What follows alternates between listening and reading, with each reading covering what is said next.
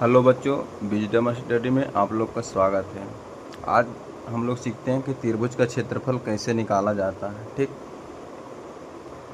पहले मान लो कि ए बी सी एक त्रिभुज है जिसका बेस 8 सेंटीमीटर है और ऊंचाई 6 सेंटीमीटर है।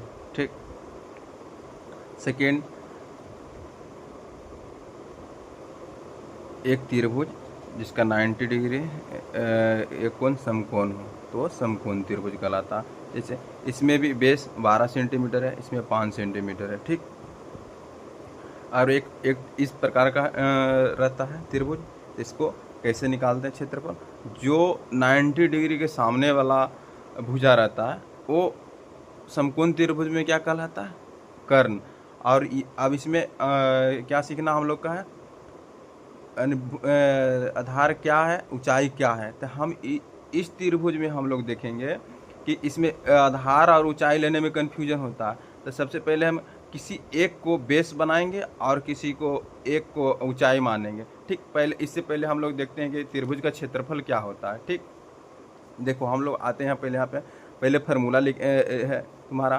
त्रिभुज का क्षेत्रफल बराबर होता है 1/2 गुने आधार गुने ऊंचाई।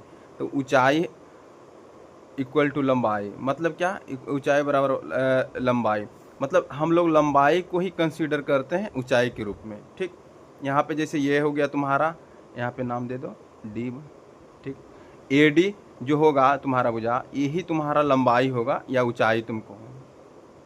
ये तुम्हारा जिसपे बेस किसको मानेंगे? त्रिभुज का कोई भी एक भुजा मतलब जो नीचे रहता है उसको हम बेस मानते हैं। जैसे यहाँ पे हम बता रहे हैं कि बेस आधार मतलब बेस किसे कहते हैं या ऊंचाई किसे कहते हैं। ठीक, तो आधार आधार किसे कहते हैं? त्रिभुज के एक भुजा जो सबसे निचली भुजा है उसको आधार कहते हैं। ठीक, ऊंचाई त्रिभुज से कोई भुजा एक एक भुजा से डाला गया लंब किसी एक भुजे पे वो ऊंचाई कहलाता है। ठीक, तो यहाँ पे ऊंचाई भी समझ में आ गया, बेस भी किसको कहेंगे वो भी समझ में आ गया तुम्हारा। ये दोनों वर्ड क्या है। ठीक, अब हम लोग इस त्रिभुज को देखते हैं, इस त्रिभुज का क्षेत्रफल निकालते हैं। कैसे निकालते हैं? जो फार्मूला है पहले लिखो, त्रिभुज का क्षेत्रफल बराबर त्रिभुज का क्षेत्रफल बराबर 1/2 गुने आधार, आधार कैसे भी लिख सकते हैं, गुने ऊंचाई। ठीक, शॉर्ट में। अब तुम्हारा आधार क्या बोले? त्रिभुज की सबसे निचली भुजा जो है वो आधार मान लो इसको। तो मान लो 1/2 आधार कितना है? 8 है, 8 सेंटीमीटर है। ठीक, ये वर्ड याद रखना, सेंटीमीटर है या मीटर है। ऊंचाई कितना है तुम्हारा? 6 मीटर, 6 सेंटीमीटर सॉरी। इसको अब काट लेंगे, 4 हो गया, 6 चौ 24।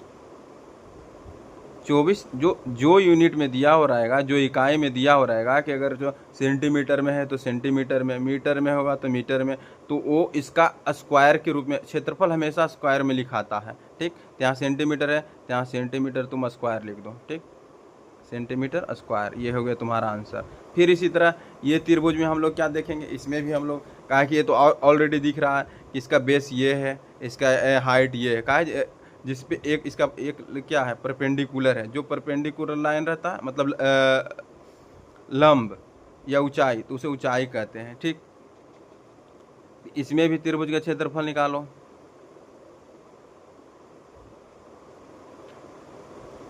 त्रिभुज का क्षेत्रफल बराबर 1/2 गुने आधार गुने ऊंचाई। ठीक, यहाँ पे क्या है? 1/2। तुम्हारा आधार कितना है? 12, ऊंचाई 5 सेंटीमीटर है। तो 6 हो गया, तो इसको काट दो तो 30 सेंटीमीटर स्क्वायर आंसर तुम्हारा हो गया। देखो दिखने में छोटा छोटा क्वेश्चन है, इसी से धीरे धीरे यानी कि और टाइप का मतलब ट्रायंगल है उसमें भी यही यूज होगा। और नेक्स्ट वीडियो में ही आप लोग को सिखाया जाएगा कंटिन्यू आप लोग बने रहिएगा। फिर देखिए इस त्रिभुज के निकालने के लिए अब हमको पहले भी बता दें कि ऊंचाई किसको मानना है। देखो कैसे कि ऊंचाई इसमें से पहले जो बीच का कोण है वो समकोण है, तो इसके सामने वाला भुजा कर्ण होता है।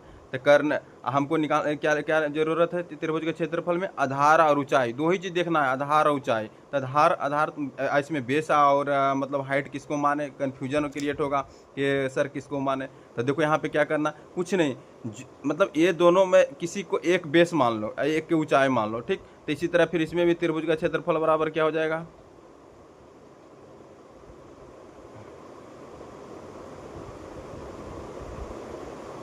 क्षेत्रफल बराबर 1/2 गुने आधार गुने ऊंचाई। 1/2 हो गया, आधार कितना हो गया तुम्हारा 6 या 7 कुछ भी मान सकते हो, कुछ ही एक का ही मतलब वहाँ पे धर दो आधार के जगह पर। फिर यहाँ 7 हो गया, आंसर सेम ही आएगा 721 सेंटीमीटर आंसर, ठीक। इसी तरह बने रहे वीडियो में, नेक्स्ट वीडियो में नेक्स्ट ट्रायंगल को डिफाइन करेंगे हम लोग। Thank you.